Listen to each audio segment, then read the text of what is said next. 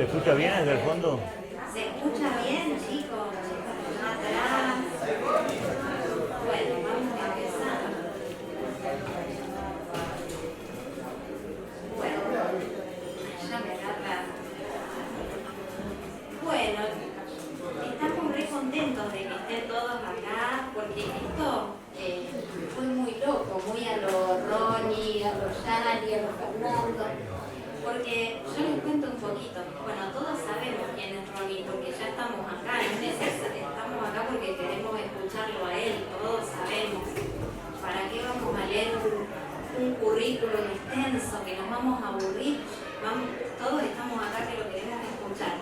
Y como bueno, a mí me pasa que lo quiero mucho, nos queremos mucho, tenemos una amistad. Lo conocí en el 2018 en el posgrado que dabas en la Sociedad de Pediatría y de ahí, bueno, ya no lo solté más al maestro. Y bueno, me escribió como para diciembre, para las fiestas, el Ronnie, me dice, Yani, voy en febrero para Rosario, así nos juntamos a tomar un café. Voy con Norma porque van a hacer un sobrinito, una sobrina nieta. Vamos con Norma, dice, así que si querés nos juntamos a tomar un café, así nos vemos. Bueno, miren, acá le tenemos el café, nos vemos todos. Un gran café, un gran café. ¿Por qué tenía que ser así egoísta? No, digamos, bueno, organizamos un café para que estemos todos con él, escuchándolo. Así que este es Ronnie, es Ronnie. Así que, bueno, todos lo han leído, alguna vez lo han escuchado. No sé, Fer, si querés decir algo. Y bueno, dale. Bueno, el Ronnie. Bueno, para los que no me leyeron, ahí traje libros sin ninguna intención de lucro, pero se venden al precio de la editorial que me los ha dado. Acá tengo a mi esposa Norma Manavera, que es psicoanalista, que trabajamos juntos. Rosalina, por adopción. Yo, claro, ella es de Rosario. Y acá tengo a una ahijada, Mercedes Manavera, que trabaja en el centro del Mangrullo. Ella es la tía de Martina, que acaba de nacer, tiene 4 o 5 días hoy. 5. Así que bueno, todo un acontecimiento el venir acá. Y después voy a hacer algunas referencias de ayer, como la conocí a Martina y a su hermanito Nacho, divino, ¿no? Porque en esas observaciones está lo más lindo de lo que hacemos, ¿no? Vamos a hablar un poco vamos a hablar de lo que es la subjetividad. ¿Cómo se logra la subjetividad? ¿No? Bueno, con Yani hace muchos años nos conocemos, ella venía a un curso que se llamaba Miradas e Interrogantes en el Desarrollo Infantil, que no sé cómo Esteban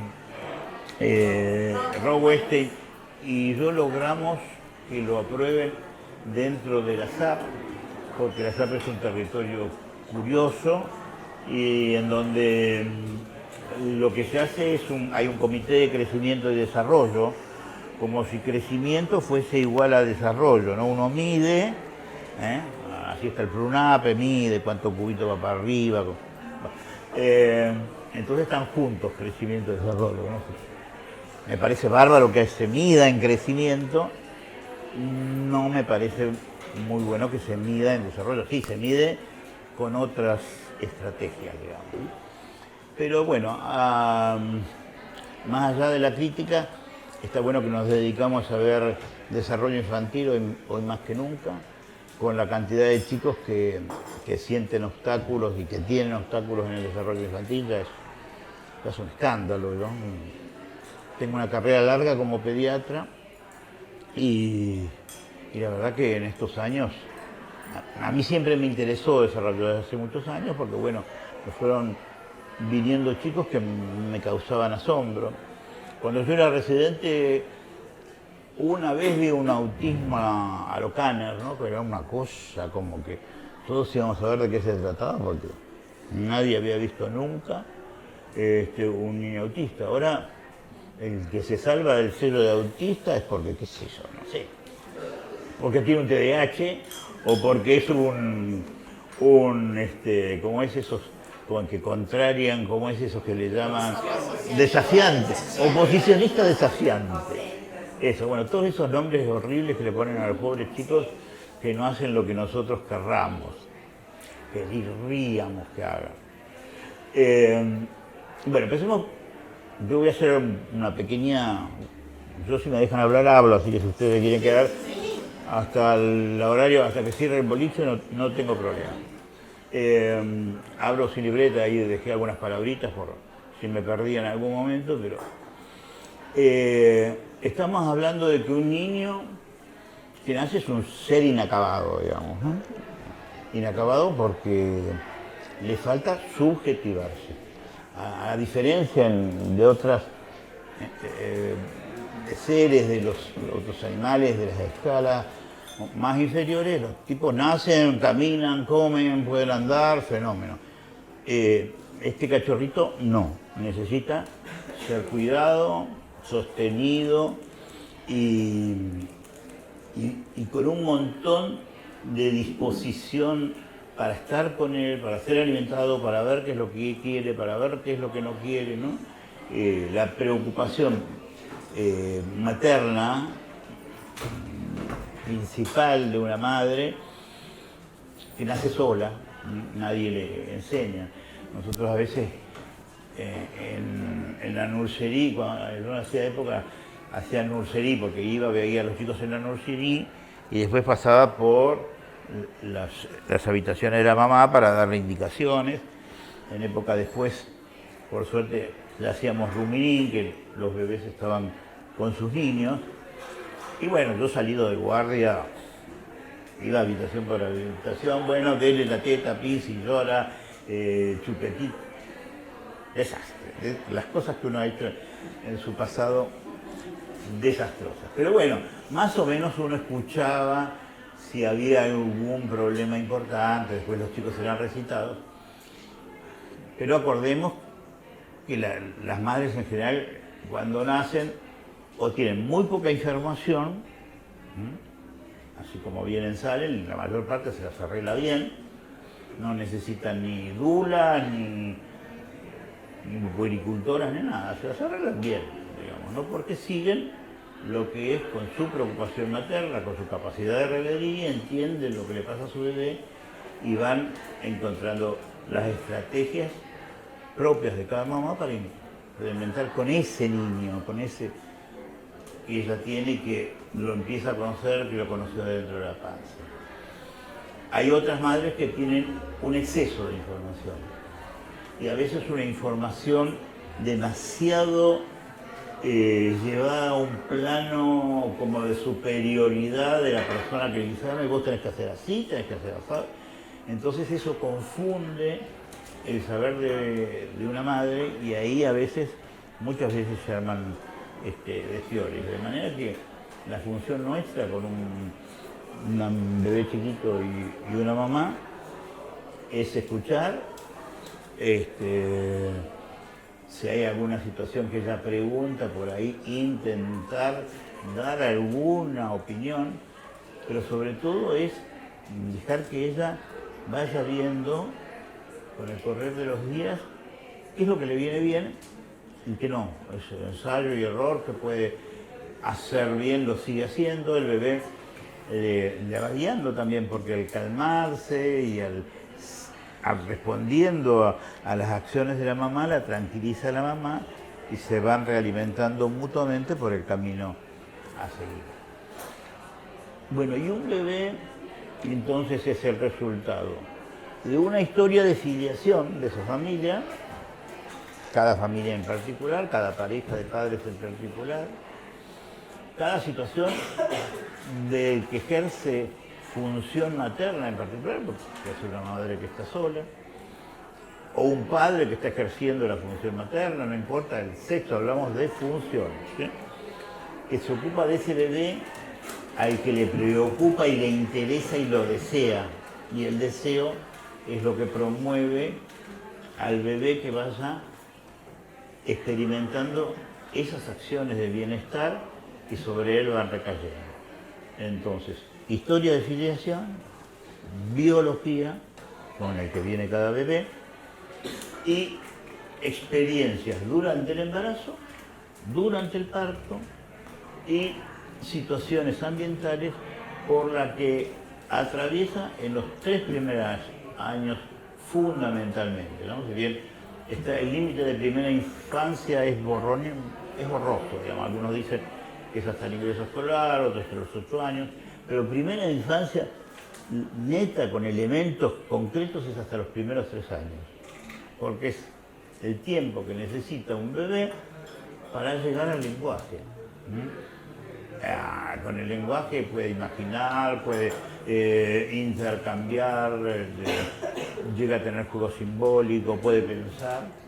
Con el lenguaje se hace sujeto, y acá sí, por más que le falta algo para el acabado, digamos, está prácticamente acabado, ¿no? Así que nosotros a los 3 años tenemos que contar con un niño que tenga esas condiciones, que nos mire, que nos pregunte, que nosotros le podemos devolver, que intercambiemos, que juguemos, que encontramos juegos cada vez más innovadores, que nos divertimos el niño y nosotros, ¿no?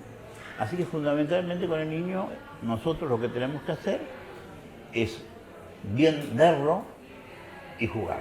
Esas son las 2 cosas que tendríamos que hacer fundamentalmente, ¿no?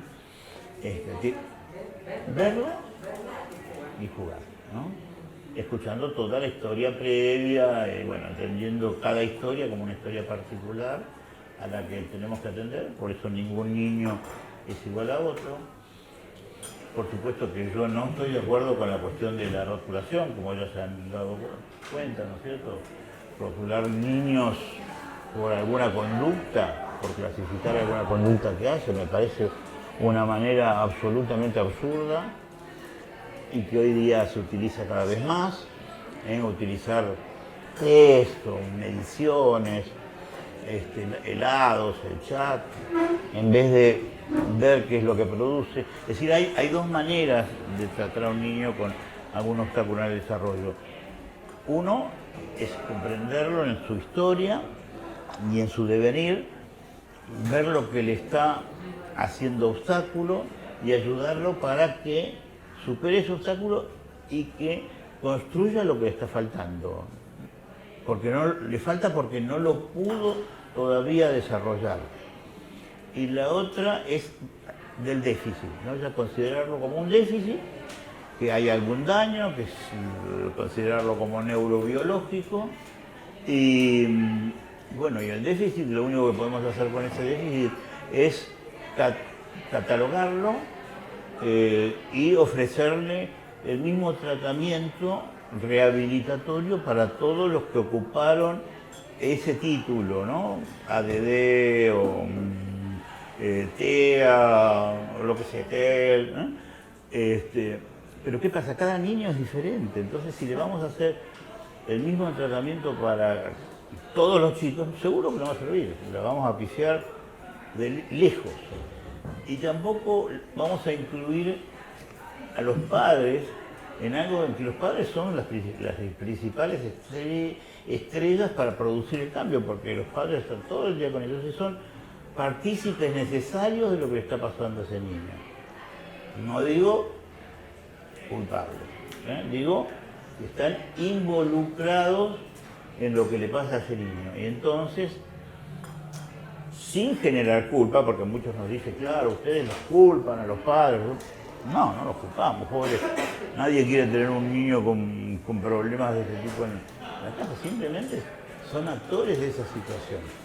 Y ellos son los primeros responsables en entenderlo, en cambiar el chip. A veces no es fácil cambiar un chip, pero de eso se trata, ¿no? Bueno, yo ya dije mi primera introducción y ahora quedo en sus manos. A mí me interesaba otra vez cuando,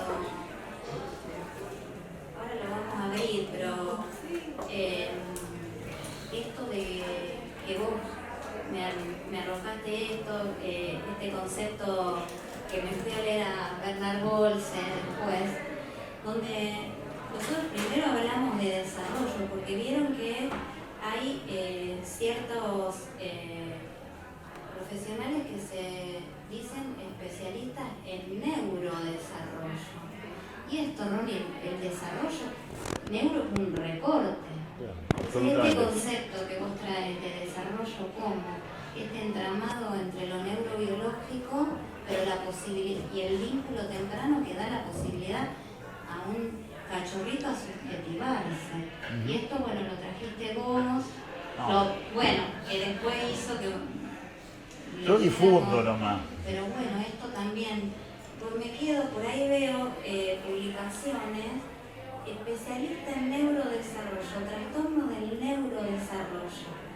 No, digamos, cuando hablamos de desarrollo, ¿qué es esto? Es la posibilidad de que el soma devenga, cuerpo se subjetive y se pueda apropiar de la lengua, construir el lenguaje, armarse un cuerpo, jugar.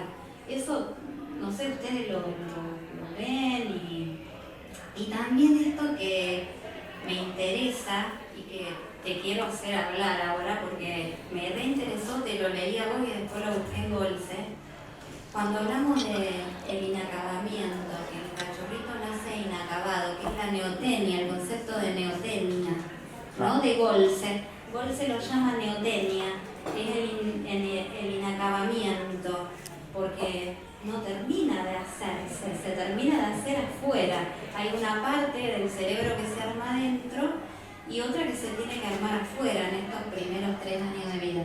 Y ocurren ciertas cosas que yo te quiero que se las cuente, porque me pareció muy interesante, no porque vayamos a que nos interese lo biológico, pero porque se acaban, o sea, se termina de armar este cerebro que está inacabado, que se tiene que terminar de hacer, es si hay un otro. Es a expensas, vamos a decir metafóricamente, de la mano de un otro, sino de una... Entonces, cuando después podemos ver alguna resonancia, digo, Ronnie, no sé, pero bueno, no se sabe qué es primero, si el huevo o la gallina, digo, porque como es a expensas del armado del otro, cuando el otro por ahí no puede, ¿no? Bueno, esto no se arma, y es lo que...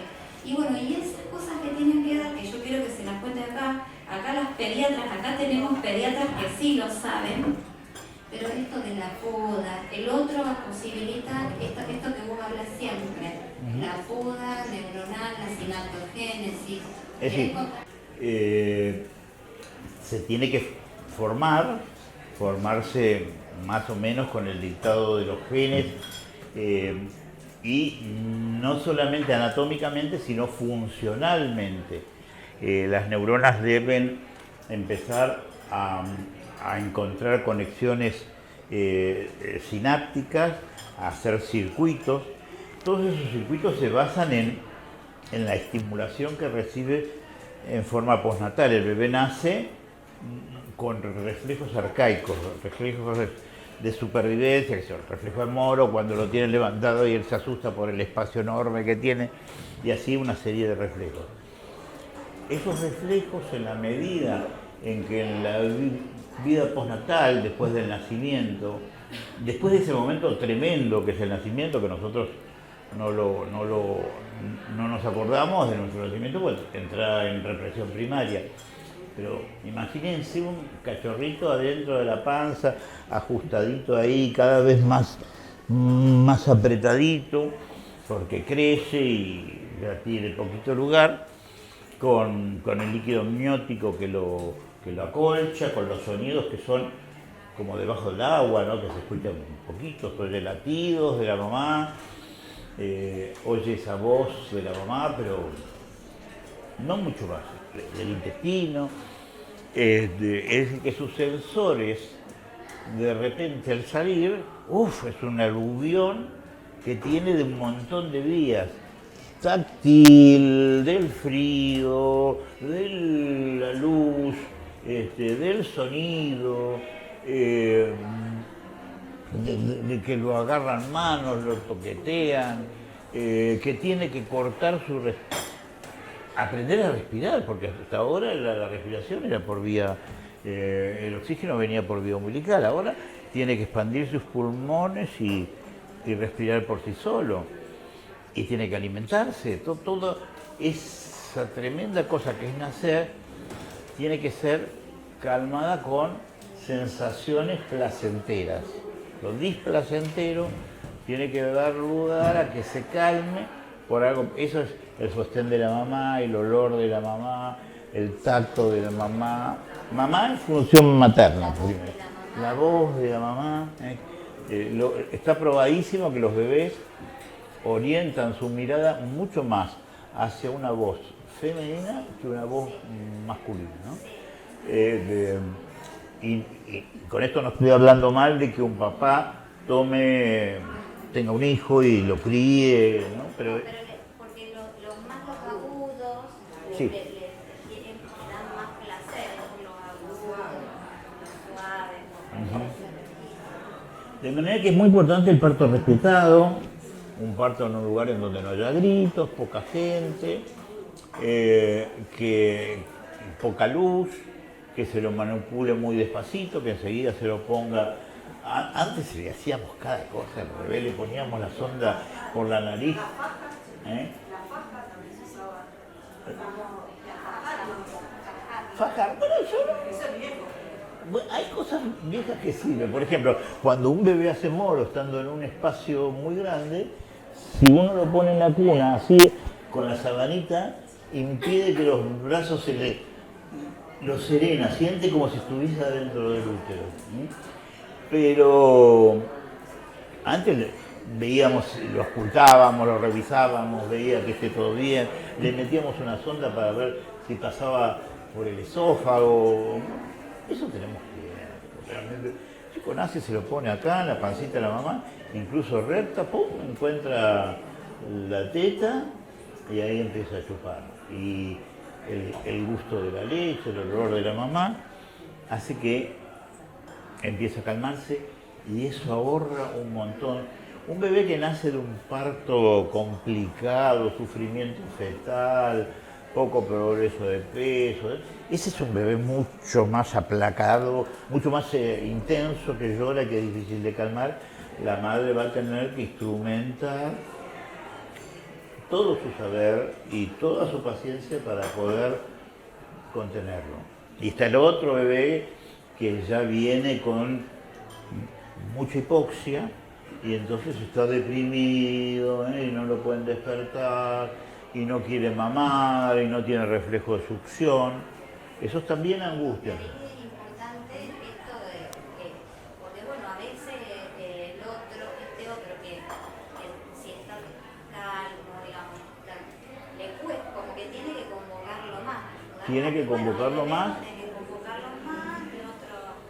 Los y a dos veces pasa que se digamos, este otro materno al no recibir, porque esto es el díada, el comportamiento de uno estimula el comportamiento del otro.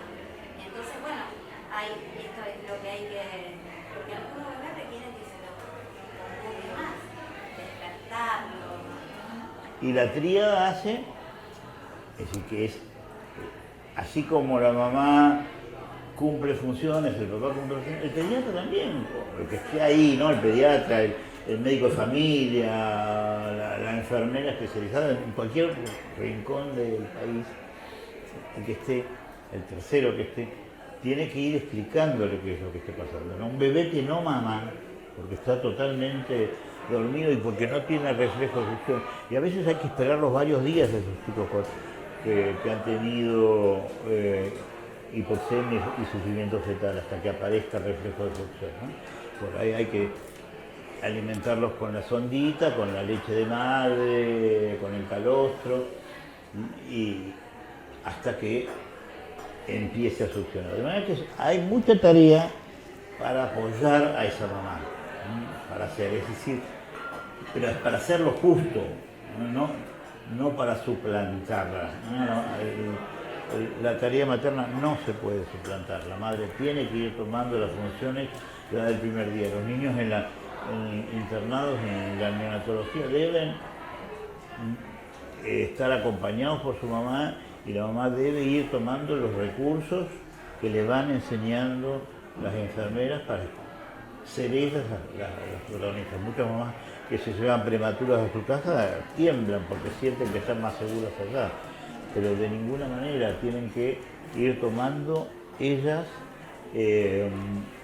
la cuestión de ese vínculo, un vínculo que por ahí al principio cuesta más en establecer, pero que es un vínculo absolutamente necesario para que la cosa progrese bien, ¿no?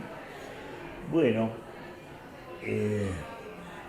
bueno, a medida entonces de que el bebé hace esas conexiones sinápticas y siente esas sensaciones de displacenteras que lo enfrentan a una cuestión de la inexistencia, de acabar la vida, digamos, ¿no? Que cualquier ser primitivo la tiene, digamos.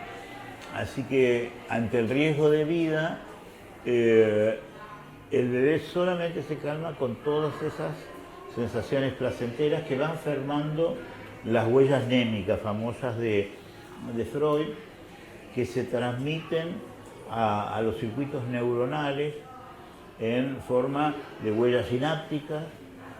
Esas sinapsis sirven para repetidamente van formando un aparato psíquico, que es con lo cual el niño se empieza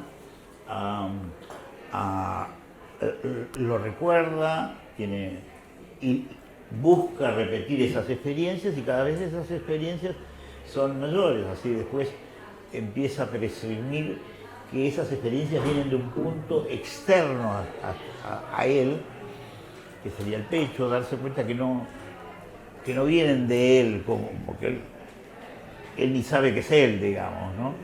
Pero empieza a entender que hay un punto afuera, y al tener nuevas adquisiciones, mirar, sonrisa social, seguimiento visual, son cosas que nos tranquilizan porque vamos por el buen camino. Después sostiene la cabeza, se le va el reflejo tónico cervical asimétrico con el que él buscaba la teta de un lado y el otro, y empieza a llevar las manos a la boca, con lo cual sienta placer. Después la misma mano que estaba así con el pulgar incluido, empieza a liberar el tono y la abre, empieza a ver objetos y tiene intencionalidad de tomarlos, los toma, los lleva a la boca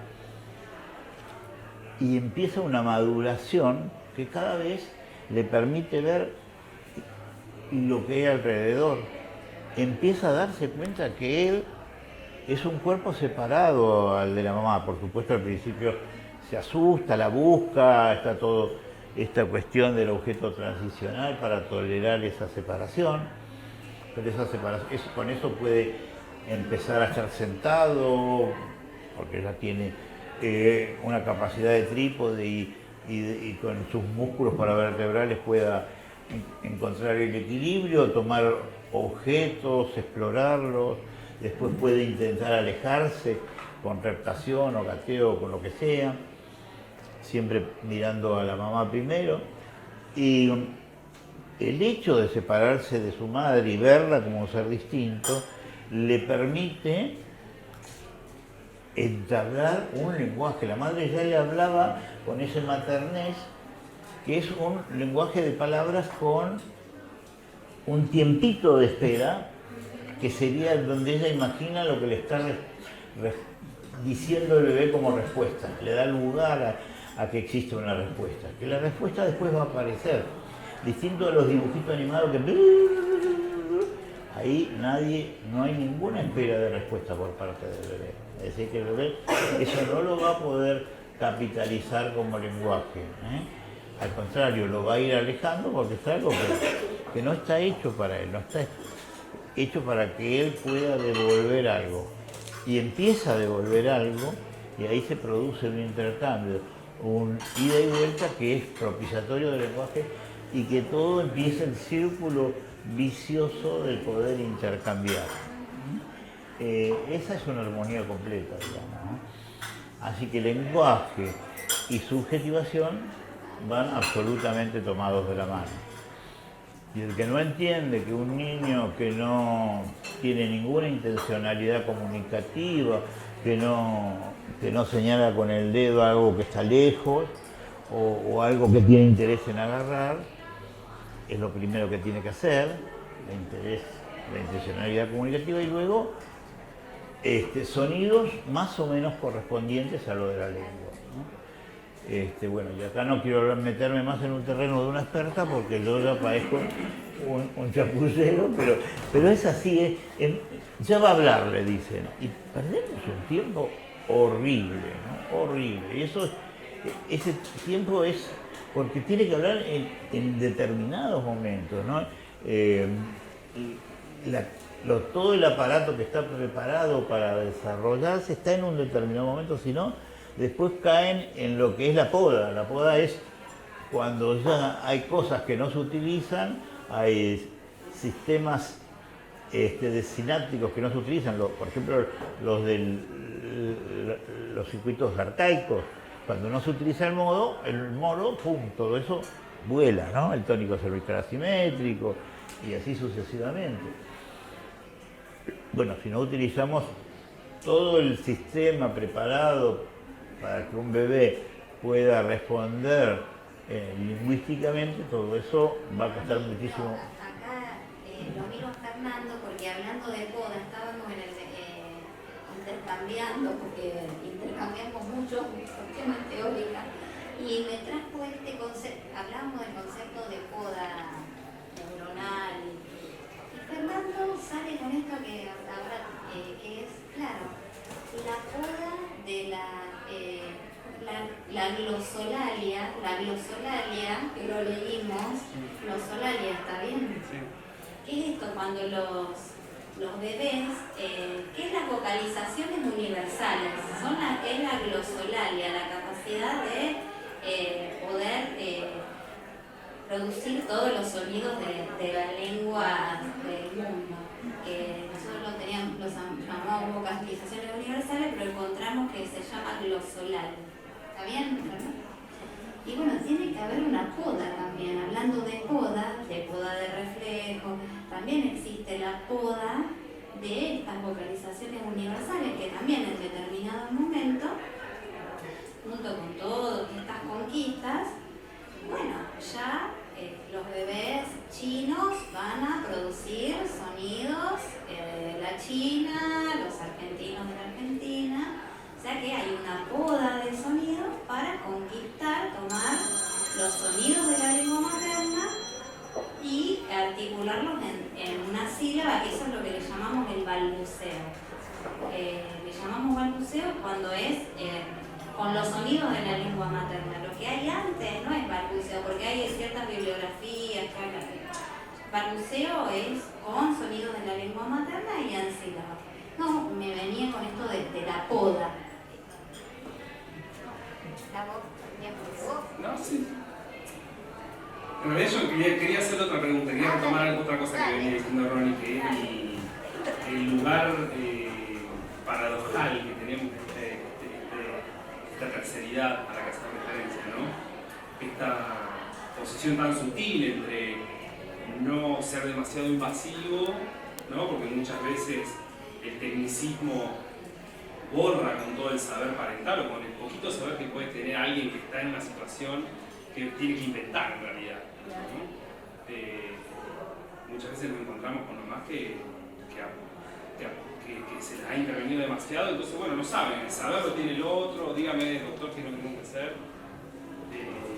Y tampoco retirarse demasiado como para abandonar una situación que realmente merece, digamos, una intervención, un seguimiento. Lo difícil que es también poder pensar en recuperar la subjetividad del niño, de los padres y de la situación. Porque muchas veces el tecnicismo, la técnica nos lleva a pensar en categorías generales todo el tiempo y hace que perdamos la especificidad de esa situación que se nos pierde. Bueno, nada, pensaba un poco en lo que vos decías respecto a eso. Sí, estoy totalmente de acuerdo. Por eso nuestro trabajo es absolutamente artesanal. No puede ser en serie, de ninguna manera, porque cada situación es absolutamente distinta y ahí tenemos que estar escuchando y bueno, somos artesanos, no sé si artistas, pero artesanos seguros, ¿no?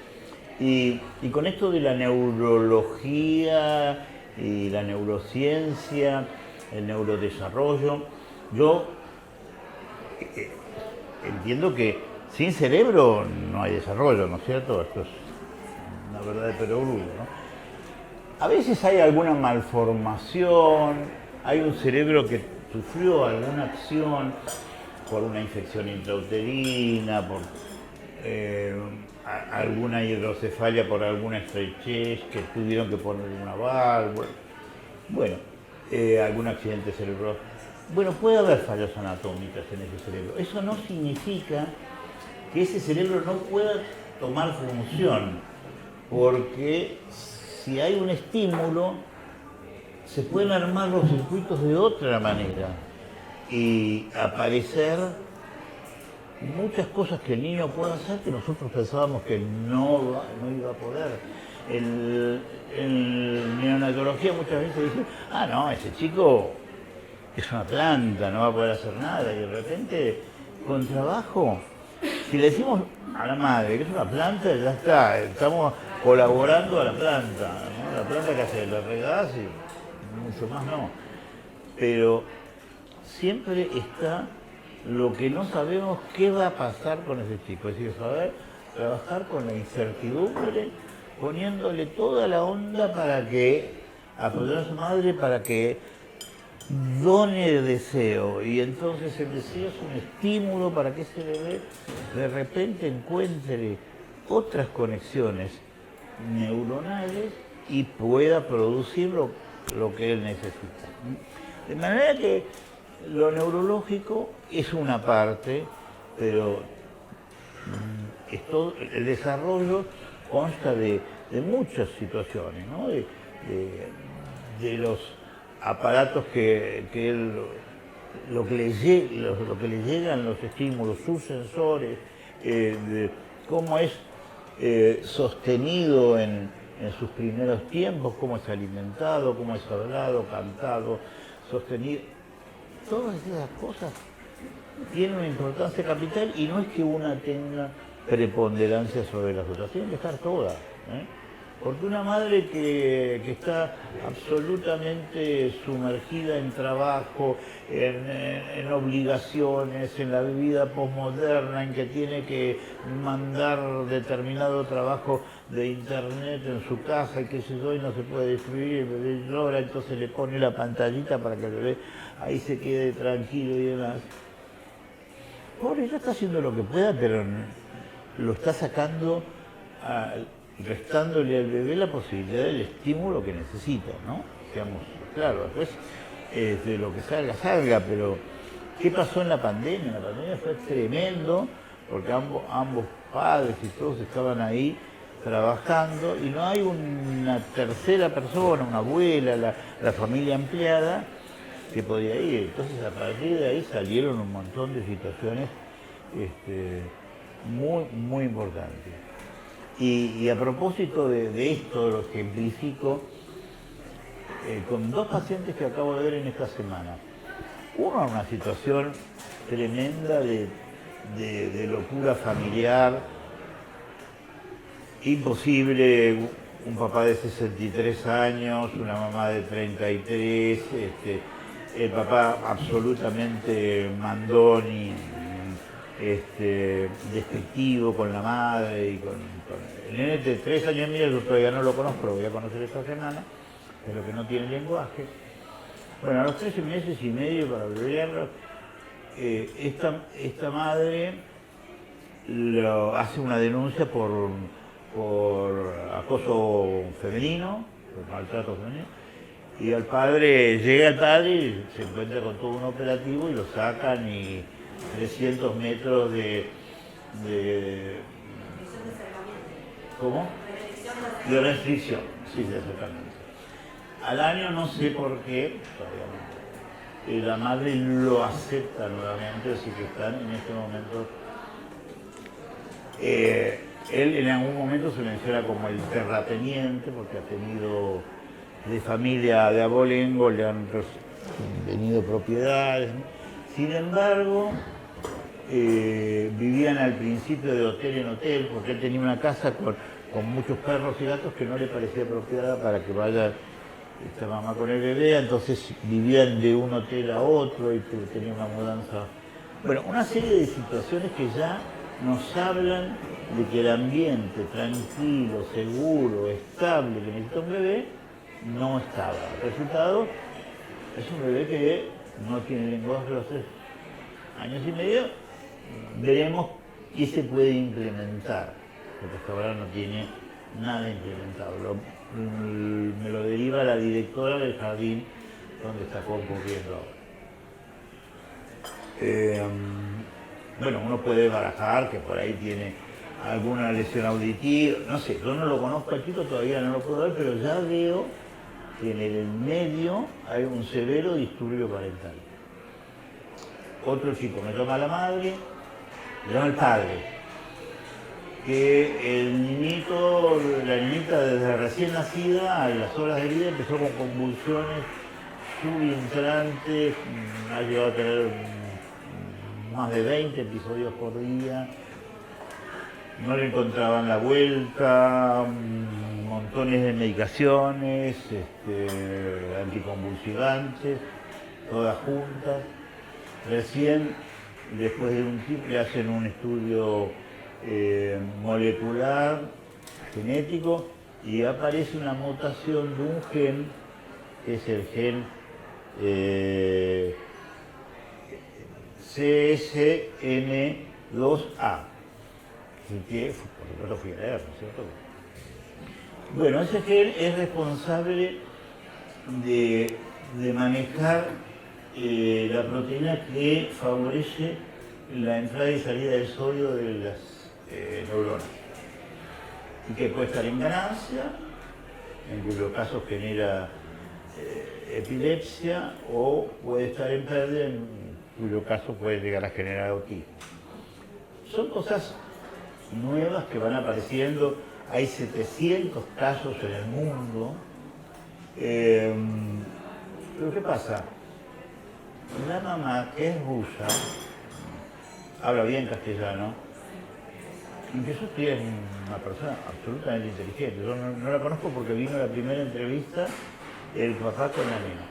La nena, una preciosura, de 16 meses, rusa, y redespierta, reconectada, que enseguida puede entrar conmigo en un ida y vuelta ofreciéndole chiches y señalando y balbuceando, ¿no? Recontra conectada, ¿no? Bueno, por lo único, acá yo me lo estaba esperando, prejuzgando, uy, ¿qué me va a venir acá? ¿No? Porque hay síndromes convulsivos en los primeros tiempos que producen mucha lesión, o sea, la isarritmia, todo eso, esos van produciendo mucha lesión por imposibilidad de hacer conexiones neuronales. Bueno, esta niñita no lo tiene. Pero resulta que lo que me cuenta la madre, miren qué interesante. Ella se puso a estudiar. Tenía como 8 anticonvulsivantes juntos. Y ella vio, yo lo había leído también en esa semana, que los anticonvulsivantes que se dirigen a la acción del movimiento del sodio en las células son más eficaces, tipo la carbamazepina. Y ella tenía puesto carbamazepina, pero ¿qué pasa? Tenía otros 7 anticonvulsivantes y ella vio que había interferencias entre 2 de esos anticonvulsivantes con la carbamazepina. Y como resultado, ella fue la que le dijo a los médicos, porque la epileptóloga estaba de vacaciones, que le tenían que ir sacando todas las otras drogas porque estaban haciendo interferencia con esta que servía. Cosa que hicieron. efectivamente los médicos le dieron valor a una persona que es lega. Y la nena ¡ping!, dejó de convulsionar. No convulsionó más. Desde los 6 meses no ha tenido una sola convulsión hasta ahora. Así que fíjense lo neuro y lo ambiental, cómo pueden llegar a jugar, ¿no es cierto? Bueno, hasta ahí. Sigan ustedes. Sí, ahora les vamos a aparte, mientras querés un cortado, ¿qué querés? No, toma vos por ahora. Ah, bueno. Bueno, esto que dijiste al principio en estos tiempos se ve mucho más cantidad de niños con dificultad en la incorporación de la lengua, en la construcción del lenguaje, que antes, no sé, 20 años atrás no había tantos niños con autismo, que ahora es TEA, que no es lo mismo que autismo, que decíamos, bueno, el autismo de No es lo antes. mismo. No es lo mismo. No El sé TEA qué. No, el TEA engloba más cosas. Trastornos del espectro autista. El espectro. Sí. También puede ser el SEA, que es Condición, condición del espectro condición. autista, claro. Sí, sí, o ahora neurodivergente, como que peor conocer todo, neurodivergente. Pero esto sí, no sé, como qué hipótesis tendrías de por qué tanto aumento de niños con dificultades, sobre todo en la incorporación del lenguaje, de la lengua, porque ahí se ve mucho chicos que les cuesta mucho construir el lenguaje. Bueno, yo pienso que todo parte por el deseo. El deseo y el deseo es se necesita energía para poner ahí. Si no está esa energía libidinal hacia un niño, no vamos a tener el niño que, como es inacabado, no se puede acabar. No puede tener lenguaje y pasar a ser de la cultura. Es como, tiene filiación, pero más o menos, porque si vos no le estás dando pelota, no tiene filiación, si no entra en esa cadena, ¿no? Y yo no lo responsabilizo, porque a veces hay tanto quilombo, ¿no? Una madre, todo lo que hace la globalización, la mamá siempre metida con su pantalla, también distrae sin darse cuenta un montón de cosas que tiene que hacer, de observar. No está permanentemente observando la belleza de su bebé, las cosas que hace, cómo se mueve, qué le gusta, qué no le gusta.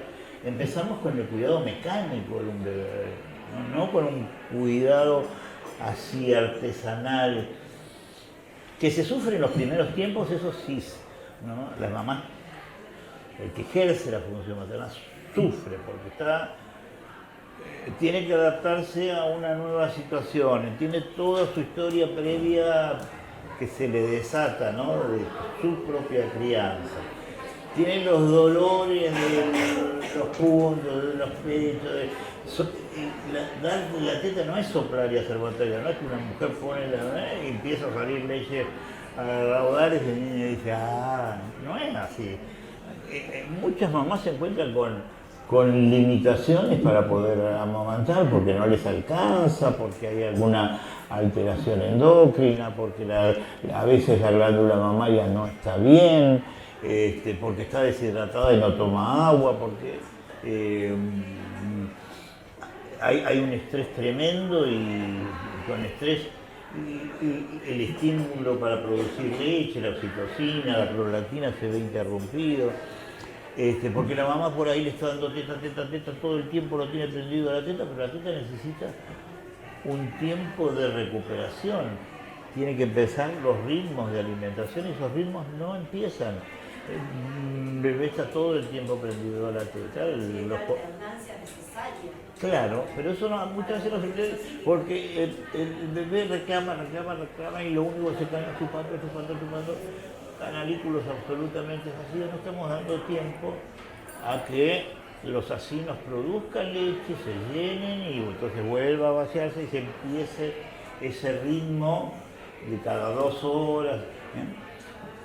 Los pediatras contribuimos mucho al decir pecho a demanda, libre demanda. Bueno, sí, libre demanda por ahí Los primeros días no hay, está el calostro, que es muy poquito, y el calostro, en la medida en que se succiona más, se estimula la prolactina y hace que salga más leche, pero a veces no, a veces necesita algún tipo de complemento. Ideamos algunas cuestiones alternativas, como es el ponerle una sondita acá. ¿Cómo? Relactador, el relactador. A veces le ponemos una mamadera acá para que cuelgue y le va. Es chino. Pero a veces le sirve con una jeringuita tirarle un poquito para que el chico tome y estimule el pezón. Pero fundamentalmente es la mamá la que tiene que ir encontrando esos ritmos y por ahí necesitamos darle una leche de fórmula un poquito para ver si descansa la madre. La mamá tiene que descansar, tiene que alimentarse, le tiene que bajar el estrés, tiene que estar tranquila, no hacer toda la actividad de la casa. Y si una segunda madre, pobre Virgi, ¿no? Que está con Nachito, que es un indio hermoso, pero bueno, ayer la mamá tenía que entrar adentro a ver y decía, no entra, decía. Quería que entre a ver. Y bueno, y ella está haciendo a mí porque a la noche la tiene todo el tiempo acá, cosa que me parece bien al principio, y tomando teta todo el tiempo. Se va a encontrar su ritmo, pero tampoco uno le puede poder decir, no la tenés que tener encima tuya. Entonces, cada madre al principio, por supuesto, si el chico es un pibe grande y va a hacer colecho, uno no va a estar de acuerdo. Sutilmente le tiene que ir a decir que puede encontrar, pero hay momentos y momentos, ¿no? ¿Qué tema el colecho? ¿Eh? ¿Qué tema el colecho? El colecho, la lactancia, el destete, las madres, ahora los pediatras dicen destete hasta los 2 años y más. Entonces el pibe de 3, 4 años que sigan tomando teta y entonces esa cuestión de la autonomía. Por esta cuestión de que los chicos, esta crianza respetuosa, que el chico va a dejar los pañales solos. Y bueno, nadie, si no hay demanda, no lo va a dejar. Y la autonomía, entonces, ¿cómo se va a producir? Si es todo metido dentro de la teta. Tengo otra situación, fíjense qué loco. Una mamá que yo la atendí con el primer niño cuando tenía 20 años. Pasaron como 12 años y aparece el segundo niño de la misma pareja. Ahí había bastantes dificultades. Este segundo niño no pudo ser destetado como hasta los 3 años y medio. Un loco gritón, tirano, terrible, qué sé yo, que también con muchas dificultades en el lenguaje. Bueno, finalmente anduvo muy bien. Y ahora, bueno, después esa pareja se separa y ahora la madre con 40 tiene una nueva pareja y aparece la niña. Y bueno, ella con su costumbre de amamantar, por supuesto que tenía que amamantar, pero y le daba, y la niña no aumentaba un gramo. Y yo me desesperaba.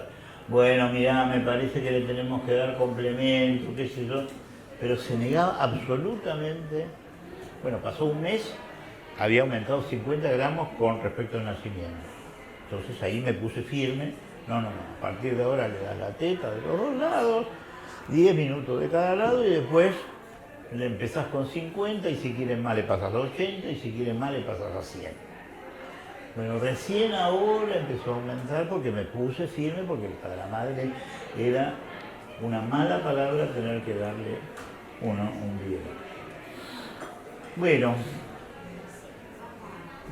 pasen lo que quieran. A pasar el micrófono, así se hace un ida y vuelta, para eso. Sí, absolutamente.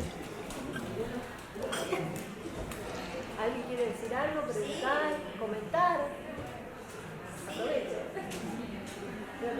la idea es... Tampoco vamos a forzar a nadie, si no tienen ganas de preguntar, no preguntan. Acá nos conocemos mucho. No importa, si no tienen ganas, seguimos. Bueno. Ahí María, me parece. María. me fue la pregunta, se me fue la pregunta. ¿quieren preguntar algo? Un comentario. Sí, por eso. Las mamás justifican que no tienen lenguaje los niños porque nacieron en pandemia. Pero si bien fue una situación en donde hubo mucho miedo, las mamás no tenían a sus hijos ahí cerquita. ¿Y qué pasó con eso?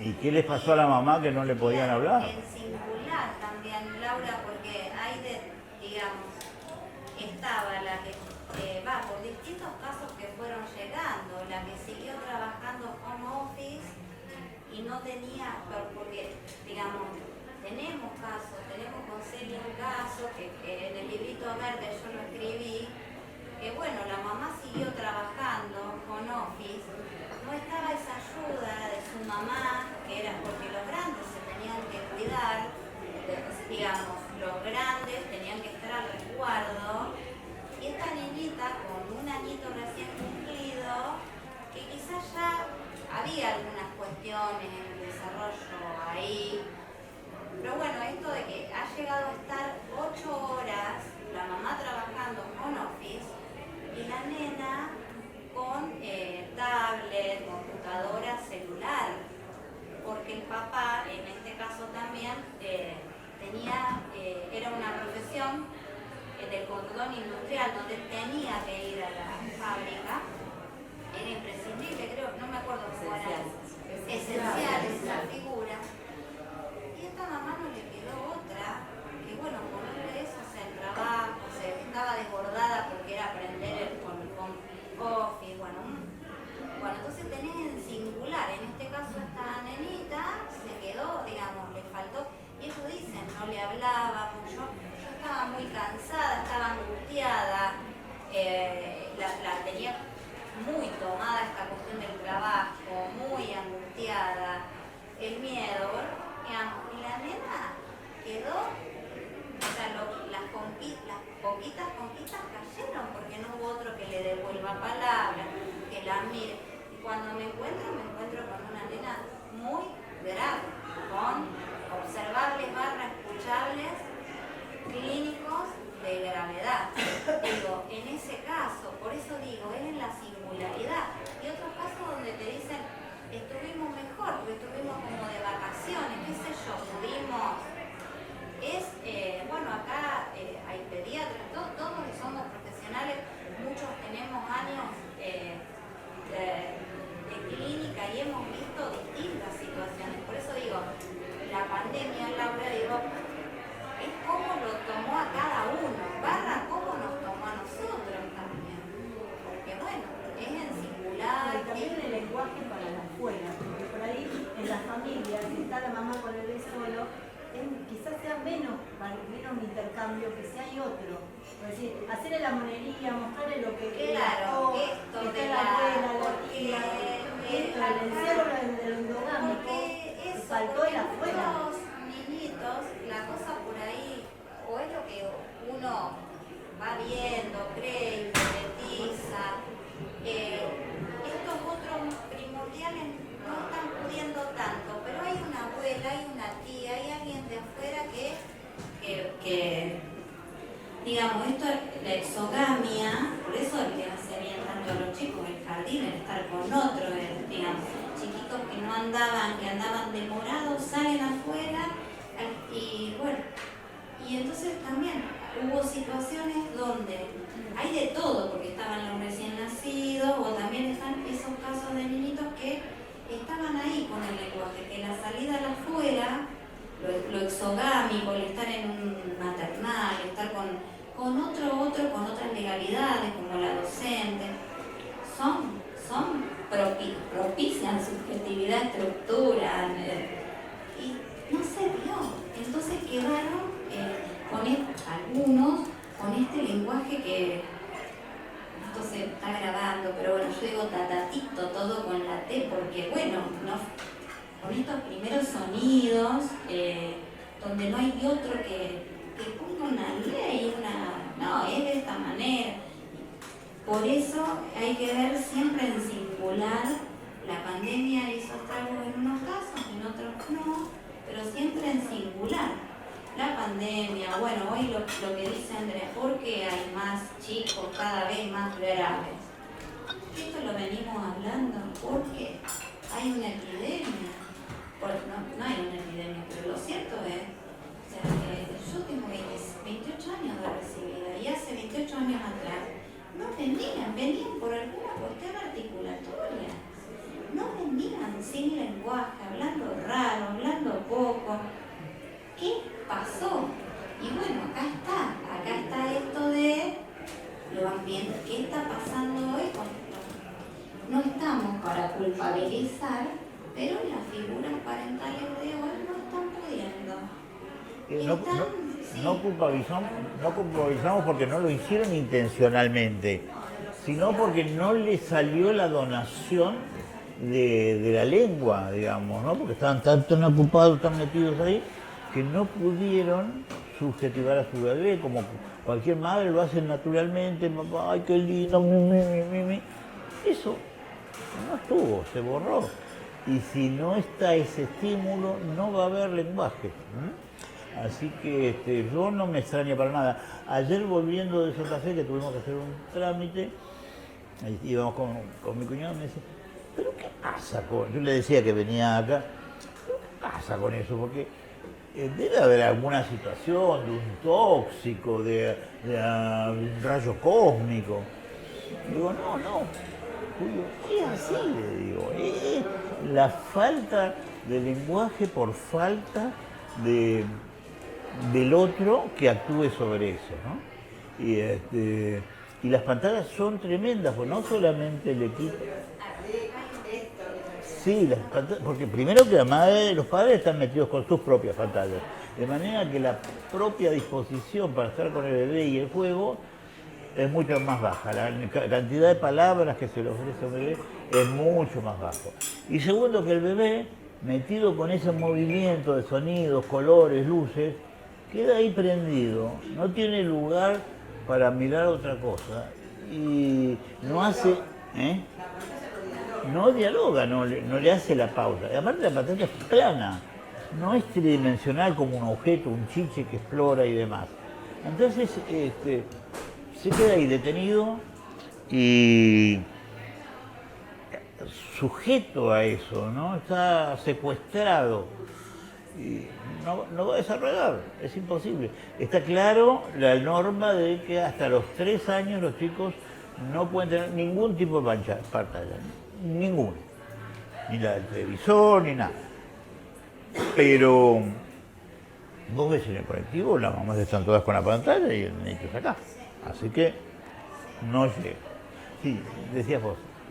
No, pensaba, me había quedado pensando al principio cuando vos hablabas de esto de que los papás no son culpables, pero sí están involucrados en la crianza. Siempre es como cuando recibimos niños muy comprometidos y uno lee la posición subjetiva, lee comentarios de los papás, que lo primero que traen es, bueno, decime que no es autismo, y cuando hay cuestiones que se trastocan en el desarrollo, que sea algo que no se fue dando, no es tan fácil también transmitir esto para que no generar culpa, ¿no? Pero cuando sí hay algo que uno está viendo que se va como en un bordecito, que si uno dice, bueno, no es autismo, me ha pasado en una situación, es como que y ya, pero está súper comprometido y muy cerquita, con muchos indicadores para pensar que si alguien dice esto es autismo, la nena se autistiza. ¿Cómo uno puede transmitir, digamos, si podemos pensar en conjunto, cómo transmitir cierto nivel de compromiso? Porque uno dice, bueno, está muy comprometido. ¿Y qué es muy comprometido? ¿Para dónde vamos? Entonces, para poder decir, bueno, esto no hay que relajarse, pero tampoco vamos a ponerle el significante tal que lo hunde.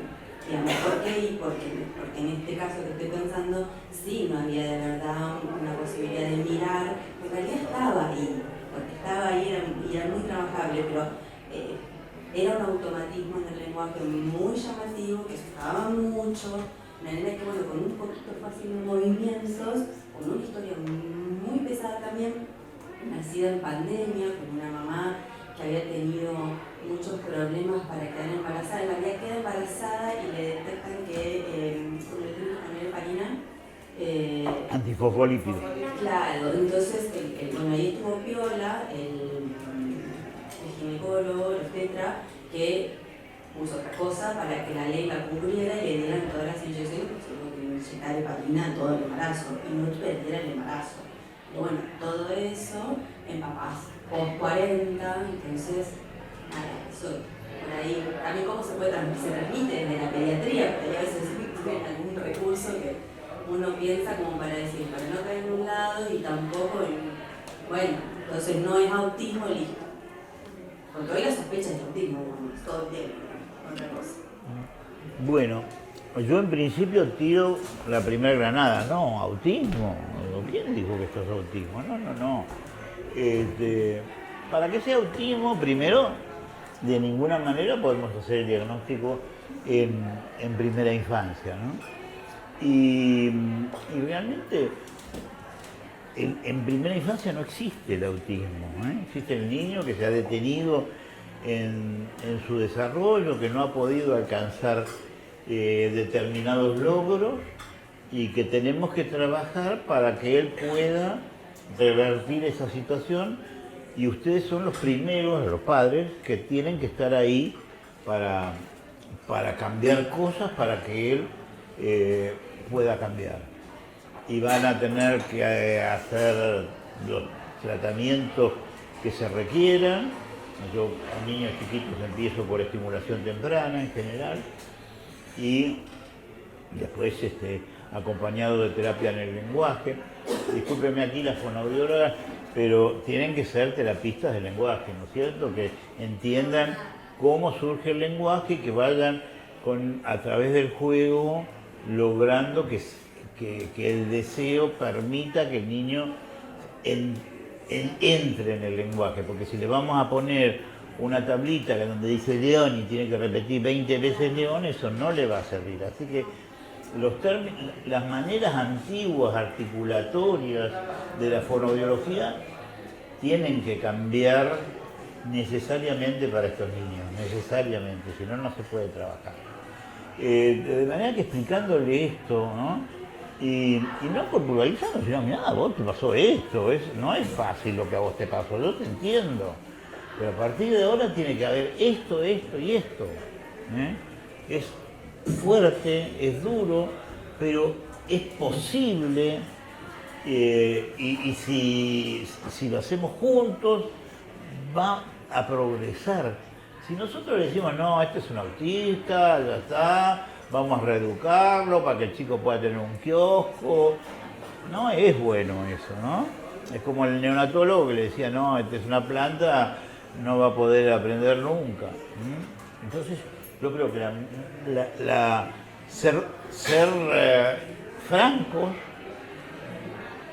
no le vamos a mentir, pero decirle con certeza, acá están actuando estas situaciones y esto hay que revertirlo sí o sí. A veces puede ser comprendido y otras veces no, pero nosotros tampoco podemos ser los salvadores pero sí tenemos que actuar con la palabra clara, poniéndonos en la situación, explicándole qué es lo que vamos a hacer, la necesidad de constancia en el tratamiento, de elegir un profesional que pueda entablar una transferencia y verlo 1 o 2 veces por semana. El certificado de discapacidad, eso es una situación compleja, porque yo pienso que no debería existir y que los niños deberían acceder a todos los tratamientos que la medicina indica.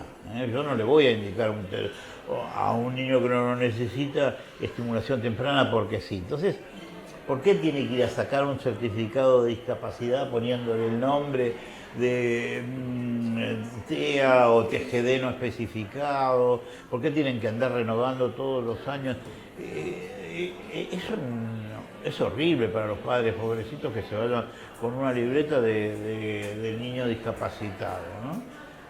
Pero bueno, es así, tenemos que jugar con eso, porque si no tienen ese certificado no pueden acceder a sus tratamientos y entonces los padres no lo pueden pagar y entonces de alguna manera tenemos que hacerlo. Bueno, yo no me gusta, pero es así. Tampoco aceptar la cosa de la bandera celeste, del autismo y respetar, sí, obviamente, si un chico tiene alteración en la sensibilidad auditiva, no le voy a andar tirando un cohete de al lado, ¿no es cierto? Pero esto no genera un movimiento que diga pobrecito, qué sé yo, y todos iguales y que hagan las marchas por la calle, porque eso no es la solución para prevenir los problemas del desarrollo, ¿no es cierto? Y tampoco aceptar que esto es una condición de una nueva raza de seres humanos, ¿no? Que surgió así de la nada y que ahora, bueno, porque sí, tal vez, si sigue esto, que hay baja de natalidad, es decir, cada vez vemos menos embarazadas en la calle, cada vez los números muestran eso. Había un artículo que no sé en qué porcentaje para el 2030 va a haber una baja de matrículas de niños que entran en primer grado, entonces van a sobrar un montón de maestros. Entonces, ¿qué se va a hacer con eso? Y bueno, yo, sumado a la suma de TEA, vamos a tener todos los chicos TEA y van a tener todos los chicos incluidos en la sana con esto. Esperemos no que este pronóstico que se viene no sea así, pero me temo de que si no logramos revertir y que todo el mundo se dé cuenta de la importancia de la subjetivación y del poner el deseo en marcha y gastar energías para ese bebé que logre encontrar el ida y vuelta, va a pasar.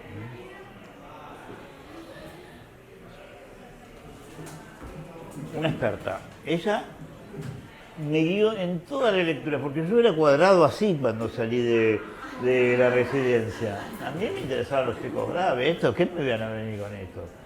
Y me guió, bueno, es muy lectora, teníamos la biblioteca llena, y yo leía y no entendía un pepino. ¿Qué quiere decir con esto, no? Todavía sigo, hay muchas cosas que me siguen aclarando. Vos dejate penetrarla, decía. Así que seguí, bueno, y después me explicaba. Así que... Bueno. No, yo evocaba que hace mucho tiempo unos papás que, bueno, le dijimos que sería muy conveniente hablarle más al bebé para que escuche. Los escuché a ellos y, bueno, era un señor que lo tomó tan al pie de la letra que ponía ahí el 25 en el bebé y le decía, ahora papá se afeita, ahora papá se lava los dientes. Y era como una secuencia, bueno, qué sé yo, como decimos, bueno, tiene su interés el tema, pero tal vez si vos pudieses estar más implicado en lo que le vas diciendo, le preguntamos su opinión al marido, y sí, porque yo siento que es como una secuencia que no dice nada. Y bueno, sí. O sea, como que, en fin, como no tener una actitud de superioridad de nada, pero tratar de que lo que digan lo habiten, no esta cosa de escritura qué sé yo, nada. Pero me acuerdo que me dio como mucha risa toda la secuencia que el señor me iba diciendo. Un recuerdo cómico. Claro, aparte no le daba lugar al diálogo, porque era ahora, ubicaba un sujeto escuchante, hablante, era algo... Hay que hablar, yo hablo. Claro, porque esto nos pone frente a la dificultad de pensar que esto, hablarle al bebé, ponerse a jugar, no se resuelve con una indicación. Tampoco lo puede hacer alguien a partir de que se lo dijeron, ¿no? Ponerte a jugar con un nene si no tenés ganas, es un embole para el nene, para vos, para todo, digamos, no pasa nada. Ahora, ¿cómo hacemos para que alguien tenga ganas de hablar, digamos, tenga ganas de ponerse a jugar o de ir a dar un paseo? Digamos, me parece que es lo más difícil, porque no es educable eso, digamos, o nace o se produce o no. Es verdad que a veces se produce, con un trabajo se puede producir. Hay situaciones que uno se sorprende gratamente, ¿no? Porque por ahí hay situaciones de crianza propia de los padres donde nadie les habló, esta vez Se puede hacer todas cosas útiles en la vida y de de pronto te encontrás con que habiendo el lugar empiezan a poder habitarlo y bien. Pero bueno, siempre es un riesgo que se va viendo caso por caso, ¿no? Los analistas de sistemas, así los ingenieros, tienen más dificultad para comprender estas cuestiones de subjetividad, ¿no? Pero también obviamente que si uno les va mostrando, no estoy discriminando, ¿sí? Pero están formateados para entender determinadas secuencias, ¿no? Binarios. Pero bueno, todo se puede lograr. A mí, cuando me viene un chico que me tira todo en el consultorio, me arrasa y ni me mira, y yo trato de seguir lo que me mire y no lo logro y lo persigo para que y me tiro al piso para ir, tipo, no me da ni 5 de pelota, también me frustro. Hacías una retracción. Si el pibe está muy ahí que no me da pelota, ¿qué es eso? ¿Cómo hacer para entrar ahí? Yo hago todo lo posible, pero tampoco yo soy el terapeuta, yo soy un pediatra, hago desarrollo y trato de entender toda la situación que hay alrededor y ver cómo está el pibe. Después tiene que ser una terapeuta la que encuentre un espacio semanal o bisemanal, que sea 1 hora y la que se banque ahí. Que Ronnie no es fácil tampoco para nosotros, porque también... No digo que sea fácil. No digo también, viste, es angustiante porque, a ver, vienen a fonoaudiología, digo en este caso, se supone que los hacemos hablar, que vienen a hablar, y el niño viene, lo mira, saca todo, tira, están los padres adentro, estamos hablando de primera infancia, y no deja de ser uno por dentro, ¿qué hago? Uno se angustia un montón hasta que, bueno, la cosa va direccionándose con otros, pero con otros, no podemos solos, pero bueno, también angustia estar en un espacio y que el pibe no responda y encima esta demanda, en este caso, mira, diré. Sí, pero primero no dejarnos tapar por la angustia nosotros, porque si no estamos sonados. Por eso el trabajo con otros. El trabajo con otros, supervisando y demás. Y nunca uno puede decir, no sé qué hacer con este chico, ¿no? Es decir, para que nos venza, nos tienen que matar, digamos. Porque, aparte, no es solamente depende de nosotros, ni del niño, es de los cambios que se le van produciendo en quienes cuidan a este niño, ¿no es cierto? Entonces, es como la gotita que va horadando la piedra, finalmente en algún momento va a venir ese clic, ¿no? Y a veces no, pero en general sí. Yo me acuerdo, ahora que estabas hablando, Norma, de Ricky, ¿te acordás? Ricky yo atendía a la madre de chica y ellas venían a verme a mí como, la familia la mandaba a verme a mí como... Y Ricky era un chico que tenía muchos problemas, no miraba, todo. La madre era ese tipo de mamás que hacían cuidados mecánicos, digamos, ¿no? Ella cumplía, se la veía con una depresión a la mujer, le daba la teta con una cara así, bueno, porque cuando hay una depresión materna, hay que levantar a una mamá que está con una depresión materna. Y en este caso era muy imposible, y un padre absolutamente seguro y que mandaba y todo. Y que, por supuesto, que no creía en la psicología. Cuando te dicen que no creen en la psicología,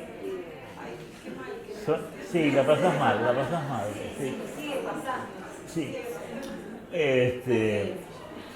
Pero este chico, bueno, yo se lo mandé a Norma. En esa época vivíamos en Lanús, teníamos una sala de espera en común, 2 consultorios, cada puerta daba a la sala de espera. Entonces, en un principio le dije, bueno, mire, la tiene que ver Norma porque es así, porque ese chico no tiene lenguaje, porque no mira. Y empezó Ricky ayer a ir a la de Norma. Y bueno, Normal implementó una serie de juegos, uno con una balanza de plástico que era muy... Tomá, contalo vos. A ver, Lo que él venía narrando. Y una cosa me acuerdo que había sido con la balanza, que había una balanza, entonces poníamos un bebé o algún objeto y ahí él empezó a decir balanza, pero lo decía como acentuando las sílabas y yo escuchaba con un cierto placer en escuchar su propia voz diciendo balanza. Y después la otra cosa, con una tiza empezó a dibujar el piso de la sala de espera. Y entonces yo decía, ay, qué lindo que no quedó opción. Y yo le regalé la tiza. Y entonces a la vez siguiente vino la mamá y dijo, se la tiré, porque me ensuciaba todo el piso. Yo casi me pongo a llorar. Claro,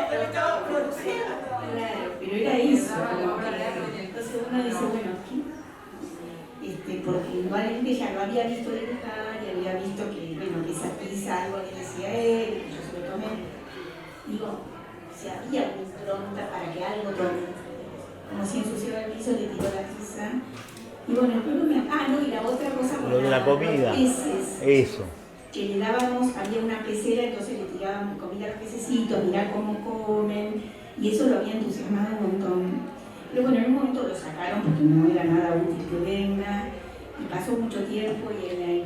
Yo le decía que tenía que ir al jardín de infantes y la madre me decía que no, que era muy chiquitito. Sí. Y nació el hermanito. Nació el hermanito y entonces él, cuando la mamá le daba la teta al hermano, se acercaba y trataba de poner la mano cercana a la teta y la madre lo gritaba que eso no se hacía. O sea, que era un chico expulsado de todo lo que intentaba hacer. Y bueno, pasó mucho tiempo. Otra vez cuando venía, que traía al chiquitito, Ricky iba a tu consultorio y golpeaba la puerta desesperado, pobrecito. Parecía que se empezaba a instaurar. Y bueno, y pasó un tiempo y una vez lo vi en la colonia del club y casi me enamoró, ya estaba mucho más grande, ya con conductas muy estereotipadas, muy sin lazo, o sea, realmente es preocupante. Pero digamos como que uno podía ver los indicadores de que esto no tenía quien tome algo de lo que decía, ¿no? Ese material está descrito no quiero hacer publicidad, pero un poco tengo, en el primer libro que sacamos, que era El desarrollo del cachorro humano en el 2009, está... Claro, está escrito por... claro, escribimos los tres. Irene Sogol, que describe toda la situación de ese chico muy bien. Y bueno, pero lo cierto es que uno se acuerda, como especialista, como profesional, más de los fracasos que de los resultados. Porque los chicos que andan bien, pum, se van por ahí, ya está. Pero de los fracasos se quedaron, ¿eh? Esos se quedaron. Quedamos mal. Nos angustiamos. Porque somos demasiado omnipotentes. Uno hace. No somos lo que hacemos el acabado de un niño, digamos, ¿no? Sí, no, obviamente que con esta mujer uno trata de conocer a los padres, o sea, que se todo es posible, pero sí, tiempo, para conocer los límites también. Claro, hay casos, si los padres no quieren, no pueden. Si no creen en la psicología. Claro. A veces eso no creen en la psicología, pero eso que quiere hacer ahí va bien, está hablando, no importa el titular grande. Sí, con la doctora se lleva bien. Claro, o sea que hablaba un poco que se llevaba bien, ¿no? Porque si hubiese lo que... A pesar de que va a jugar, ¿no? Lo único que hace es jugar. Claro, no importa, pero cuando esto es como traído de la mano de la red, no se puede tener que Claro, eso sí, eso lo escuchamos. Va a jugar. para eso sí, vamos Y sí, claro, pero bueno, está instalado otra vez, volvemos, que hay cierta otra perspectiva teórica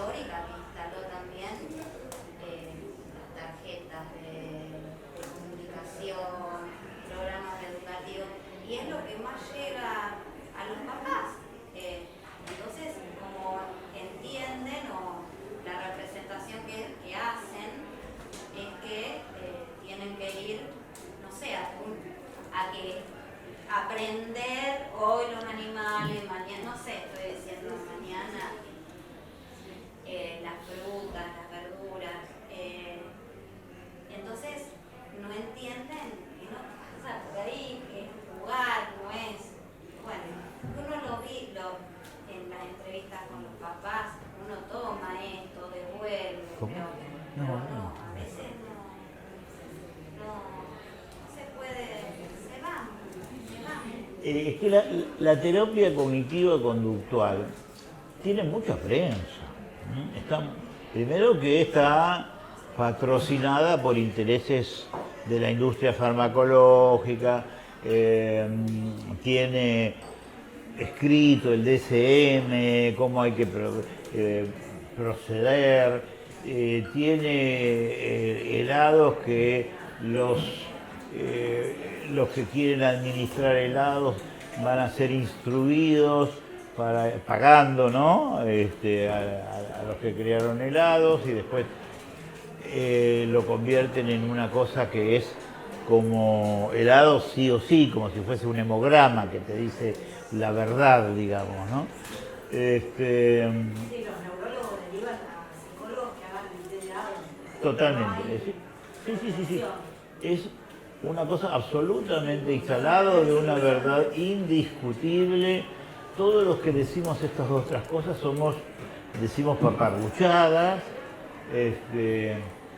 Así que es difícil competir acá, aparte a los padres, es muy fácil. Los padres, no, usted no tiene nada que ver. Esto es una entidad neurobiológica de posible origen genético. Y entonces no es que vos le estás diciendo que los primeros tiempos, que tal vez alguna cosa, que anduvo. Y bueno, contra todo eso tenemos que estar y aceptar. No hay otra manera. Nos escribíamos con Fer ahora ahora fue en las vacaciones, porque a mí me salió, no voy a decir el nombre, pero se ve que cuando está no sé, porque yo no tenía a esta neuróloga de contacto, pero me salen sus publicaciones todo el tiempo. Es una neuróloga como influencer, que después nos fijamos y que cobra en dólares, que dice barbaridades. Y entre las barbaridades que dice, que la siguen muchos papás y muchos profesionales también, hasta que como que si no se estudia el lenguaje de los estudios que ella ofrece... Neurolingüístico. La causa orgánica. No, pero la causa orgánica. Ajá. Ella toma como que todo tiene causa orgánica. En el autismo, bueno, y entre una de las publicaciones, ¿no, Fer? Era que también que no podías iniciarse un tratamiento del lenguaje, como que iban a ir a gastar, digamos, si no se estudiaba la causa orgánica, porque si no, que seguramente había una causa orgánica y que si no se estudiaba eso, no podía, digamos, no iba a salir, era que no tiene que, digamos, que hacer. La evaluación iba a ser falsa, digamos. Y qué tremendo, porque tiene un montón de seguidores, muchos.